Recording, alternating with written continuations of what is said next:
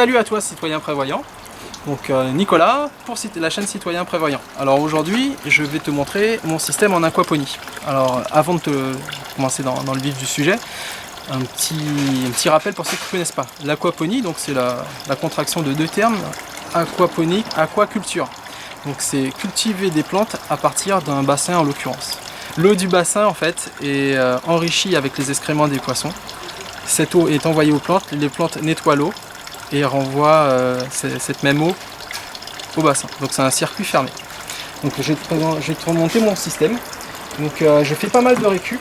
J'avais donc ce bassin depuis environ 3 ans, un bassin d'ornement avec des poissons rouges, en l'occurrence un peu moins de 20 poissons. Et donc je me suis intéressé à la permaculture puis donc à l'aquaponie. Et je me suis dit bon bah j'ai déjà un bassin, essayons différentes techniques en aquaponie et puis si ça marche, tant mieux. Donc je vais te montrer où j'en suis à peu près, j'ai commencé cet hiver, donc ça fait presque un an. Donc alors le principe comme je viens de te le dire, c'est que donc on va avoir des poissons que je vais nourrir. Les poissons vont enrichir l'eau de leurs excréments. Cette eau va être filtrée par le filtre qui est ici. Et donc va être rejetée dans le bassin.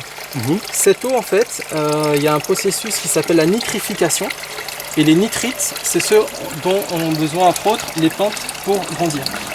Donc une fois que cette filtration, cette nitrification de l'eau est faite, j'ai une pompe ici, donc une pompe de 10 watts, qui fait environ 3000 litres/heure, qui renvoie l'eau sur 2 circuits. Alors le premier circuit, c'est une gouttière que j'ai transformée, donc avec un pistolet thermique, on déforme et on crée des petits paniers. Dans ces paniers, il y a des billes d'argile, dans lesquelles j'ai fait pousser en l'occurrence des fraises. Donc je vais le mettre où je vais ouvrir le circuit, je ne l'ouvre pas tout le temps celui-là. Donc voilà. Donc j'ai 5 paniers sur on va dire 15 cm de côté.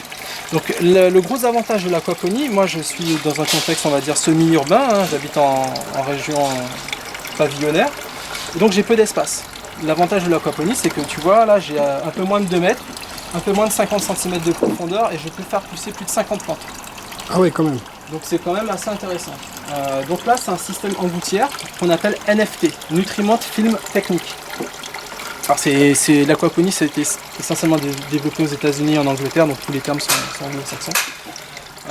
Donc l'eau des poissons coule de panier en panier et ensuite revient ici au bassin. Premier circuit. D'accord. Donc voilà, on a des fraises qui ont un très bon goût et je confirme voilà. Qu'elles sont excellentes. Voilà, donc on voit ici voilà, le film d'eau, d'où le nom, film technique, nutriments de film technique. On va voir la caméra. Ah si on le voit. Voilà. Et après donc là il y a un petit. Donc ça tu laisses pas constamment ouvert. Non parce qu'en fait c'est la raison est très simple, c'est que j'ai une petite fuite, donc je l'ouvre 1 heure par jour et ça suffit en fait aux fraises à se développer correctement et à me donner de bonnes fraises. D'accord. Voilà, de toute façon je vais remanier ce système l'hiver prochain. Donc on précise que c'est du do it yourself. Ouais, entièrement. J'ai tout fait moi-même, hein, à part la pompe quoi, mais tout est de la récup. Le bassin est en palette. D'accord. L'habillage pour mes tubes sont en palette. Les gouttières, les descentes de gouttières aussi c'est de la récup. Ouais parce que c'est des bouts de bouteilles en plastique coupées. Tout à fait. Voilà, donc je sais pas, celui-là je viens de le faire. Donc voilà, on le voit ici. On a du substrat en fait, donc on des va se billes. décaler pour qu'on puisse bien voir. Ouais. Bon. C'est bon, voilà, tu l'as. donc si je comprends bien, c'est tout ce qui est comment dire, les racines, c'est ce qui est en train de se mélanger avec les billes d'argile. Voilà, c'est-à-dire que la plante va développer son réseau racinaire dans les billes et trempe dans l'eau en fait. Et prend les nutriments, filtre l'eau et cette eau revient au bassin. D'accord. Donc là en l'occurrence c'est une plante que j'ai découverte qui s'appelle le pourpier. Et donc qui a plein de vertus. Donc là elle fait un peu la tronche mais je l'ai transplantée en fait hier. Donc les fleurs se sont ouvertes aujourd'hui donc c'est plutôt bon signe. Et donc là c'est les petits paniers que je fais en recyclage avec un tournevis chaud en fait je les perce. D'accord. Donc tu nous montres ce que tu as comme plante, qu'on puisse voir la diversité. Ouais. Donc on peut faire pousser un peu de tout. Plantes. Alors là j'ai de la tomate qui pousse. Pour la petite histoire en fait c'est des gourmands. Pour ceux qui connaissent les gourmands, c'est on va dire qu'on a une branche de tomate ici, on a l'axe principal de la tomate qui est là, et le gourmand c'est la petite branche qui pousse entre les deux. Beaucoup les coupent parce que c'est censé donner plus de vigueur au plant, faire de plus grosses tomates. Ouais. Moi je les garde, c'est un des principes de permaculture. Et le fait de les avoir gardés, comme tout le monde cette année, il y a eu beaucoup de mildiou, comme il a beaucoup plu en 2016. Et donc j'ai pu sauver mes gourmands. C'est-à-dire que mes gourmands, qui étaient donc dans mes bacs avec de la terre, je les ai mis dans mes bacs de culture. Et là on voit c'est un autre gourmand avec les racines qui se sont développées. Et donc comme ça m'a permis de sauver une partie de mes plants de tomates. D'accord. Voilà. Comme le système de bouturage quoi. Voilà, c'est un bouturage en aquaponie en fait, et ça marche super bien. Ouais, parce que je vois que la tomate se développe tranquillement, normalement. Je pense que c'est plutôt pas mal. Hein. Donc là j'ai une petite salade qui pousse. Là donc c'est le pourpier, donc une petite plante comestible. On mange en fait essentiellement les feuilles. Ça faisait partie, je crois, du régime crétois. C'est très riche en plein de trucs. Je suis en train de me renseigner là-dessus. Donc là, c'est une salade que j'ai laissé monter en graines, puisque je fais moi-même mes graines. D'accord. Donc voilà, évidemment, c'est pas de la salade F1. Donc, ce sont ce qu'on appelle des graines d'héritage, qui sont reproductibles en fait. Ok. Donc voilà, je crois que j'ai 9 salades qui peuvent pousser ici, donc, parce que j'ai 9 paniers. Tu les fais monter en graines pour ton stockage. Voilà, pour l'année prochaine en fait. D'accord. Ensuite, donc l'eau descend ici. Ouais. Donc là, c'est le second circuit. Hein. Donc un écoulement comme ça. Donc j'ai un film d'eau. C'est cool, qui nourrit les plantes. Donc là, j'ai des petites fraises, donc avec les stolons qui se développent. Les stolons. Les stolons, en fait, c'est le plant de fraises. Ouais. Il se multiplie comme ça en fait. C'est-à-dire que il va faire des fraises et puis au bout d'un moment, paf, il va lancer une espèce de petite liane comme ça. D'accord. Ce qu'on appelle un stolon. Et tous les 30 cm, il va y avoir un petit plant de fraises comme ça qui va se développer. Et ça, tu peux le prendre et le planter ailleurs? Bah, je sais pas si on peut couper parce que vu que c'est alimenté par le fraisier, mais je pense en fait que normalement ça prend racine dans la terre et ça se multiplie comme ça. Bah attends, viens, je vais te montrer. Hop. Donc voilà, et là on voit qu'il y a des petites racines en fait qui sont en train d'apparaître. Donc là, comme on va dire c'est un bac qui est hors sol.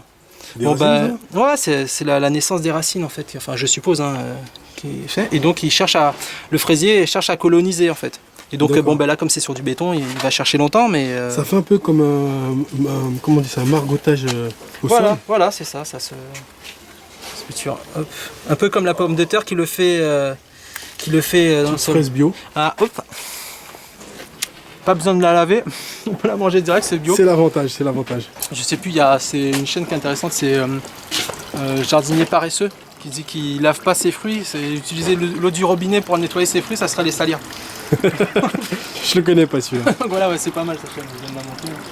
Donc alors, on reprend le fil du circuit.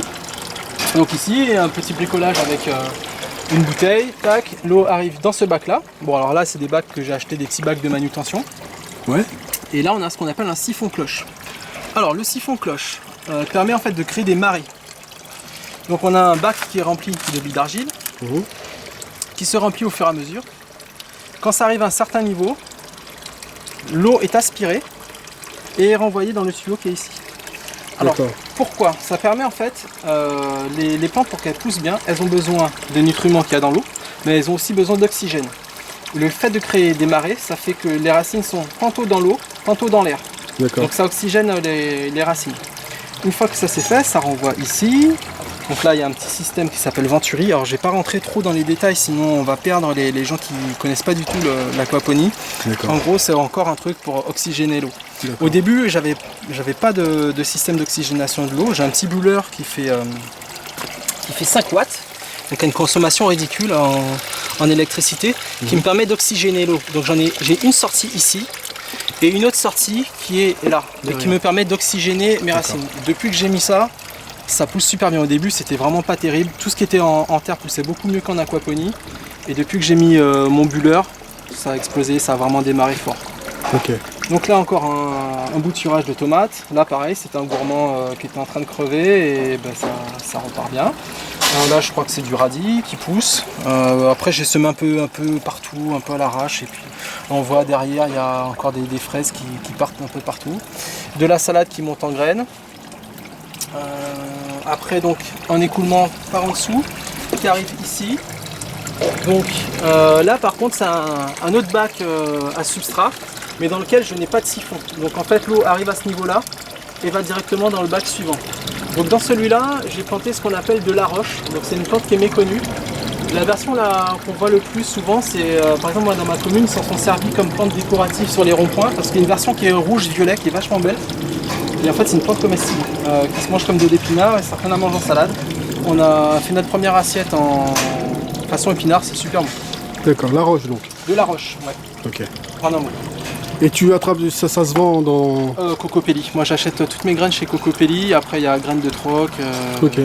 Ça, comme l'indique son nom, c'est du troc. Donc comme je commence, je n'ai pas encore de graines à troquer. D'où le fait de pouvoir me faire laisser certaines plantes monter en graines. Tout à fait. D'accord.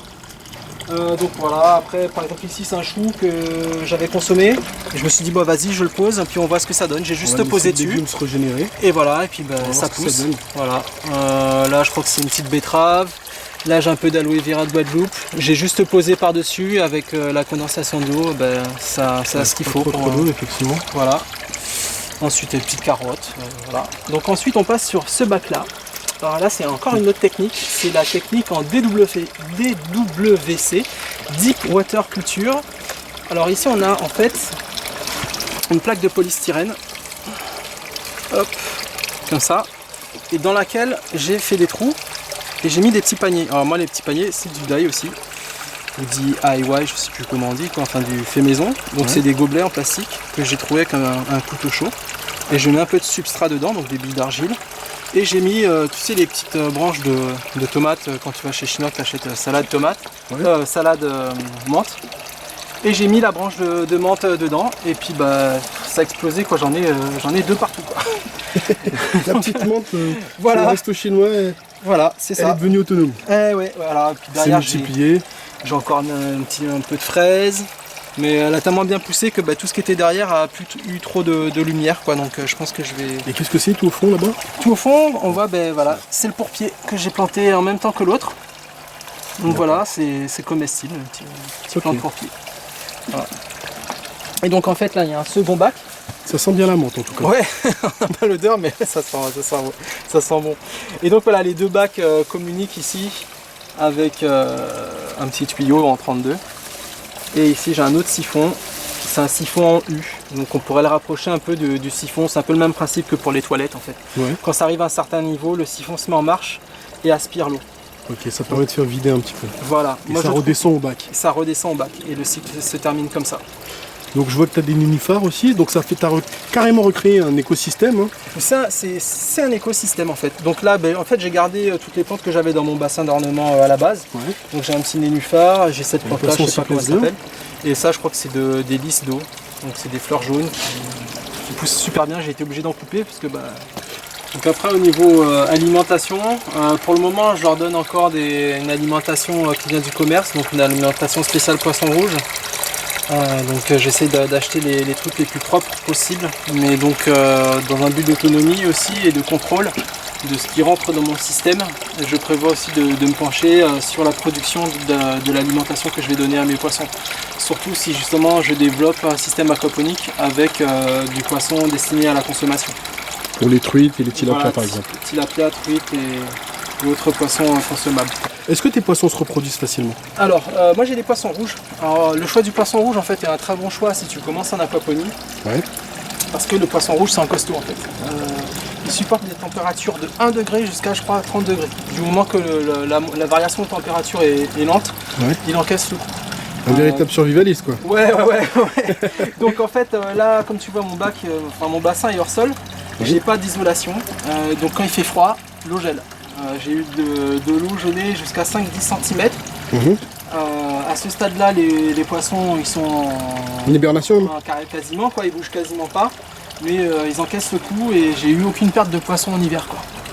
Donc le choix du poisson rouge est un très bon choix pour monter un petit système. Après si on part sur un plus gros système, parce que je suis en train d'essayer de mettre en place, je vais quand même partir sur du poisson rouge à la base, mais j'aimerais justement pouvoir allier les deux, produire aussi du poisson comestible, donc de la truite ou du tilapia. Tu as peut-être une question? Ok, juste un truc, ça t'est revenu à combien ça? Parce que bon là c'est du do it yourself, mais... Alors concrètement, il m'a fallu donc une bâche que j'ai achetée. Ouais. Très honnêtement, bah, ça fait plus de 3 ans, je me rappelle plus. Mais en tout et pour tout. Parce que vu qu'il y a des systèmes qui se vendent qui sont pas forcément donnés. Ouais. Mais toi, tu dirais que ça t'est revenu à combien avec de l'huile de coude, un peu de palette? Si tu sais enfoncer un clou, tenir une visseuse, c'est à la portée de tous.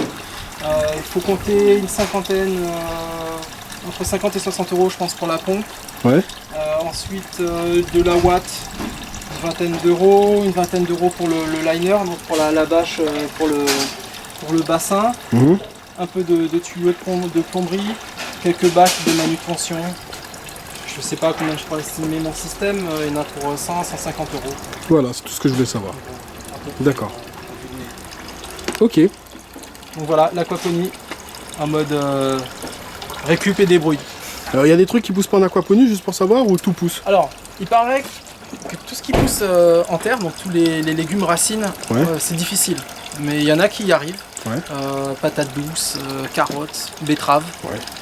Voilà, donc c'est possible. Faut juste se renseigner, c'est comme tout, on apprend. De faire des essais de toute façon. Des essais, voilà. Bon, la menthe ça marche super, la salade ça marche bien, la tomate ça peut marcher aussi. Voilà, là j'ai une petite tomate qui commence à mûrir. Voilà, hop. Donc je dirais que à peu près tout peut marcher quoi. Alors forcément par contre contrairement à un système en terre, il y a des avantages, des inconvénients. Gros avantage, tu pars en vacances un mois, t'as pas de souci pour l'arrosage. Ouais. ça tourne. Ça s'autogère. Par contre, panne d'électricité, problème. Voilà, donc on peut y installer un petit panneau solaire, une petite éolienne. Donc, le système idéal serait donc d'avoir en complément un petit panneau solaire pour alimenter donc 10 watts de pompe et 5 watts de bulleur d'oxygénateur d'eau. C'est tout à fait possible. C'est possible pour pas cher quoi. C'est clair. Voilà.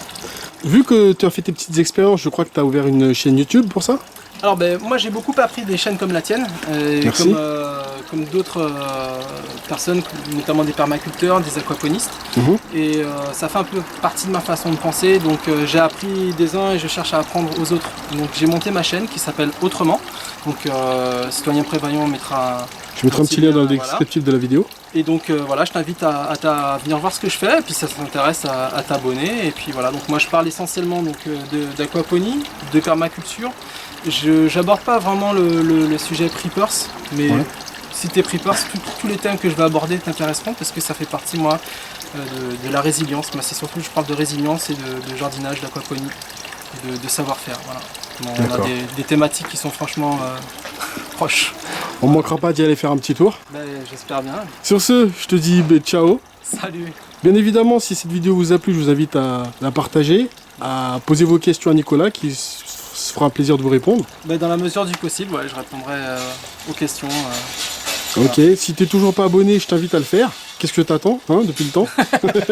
Évidemment, je suis abonné. Et je te dis à très bientôt pour une nouvelle vidéo. Allez, ciao, ciao. Salut, ciao.